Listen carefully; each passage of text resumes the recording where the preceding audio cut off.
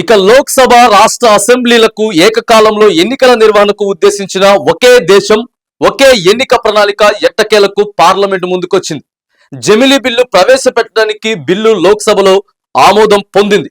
Bill ప్రవేశపెట్టడానికి voting నిర్వహించగా 269 మంది అనుకూలంగా 198 మంది వ్యతిరేకంగా ఓటు వేశారు. ఇక బిల్లు కోసం ప్రతిపాదించిన 129వ రాజ్యాంగ సవరణ బిల్లుతో సహా మరో బిల్లును కేంద్ర న్యాయశాఖ మంత్రి అర్జున్ రామ్ మెఘ్వాల్ లోక్సభలో ప్రవేశపెట్టారు. అనంతరం దీనిపై చర్చ చేపట్టగా కాంగ్రెస్, సమాజ్వాదీ పార్టీ, టీఎంసీ సహా పలు ప్రతిపక్షాలు తీవ్రంగా వ్యతిరేకించాయి.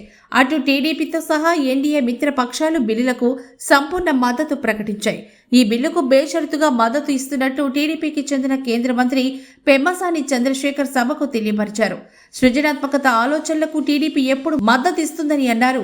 జమిలీ ఎన్నికలతో ఖర్చు తగ్గి సామర్థ్యం పెరుగుతుందన్నారు.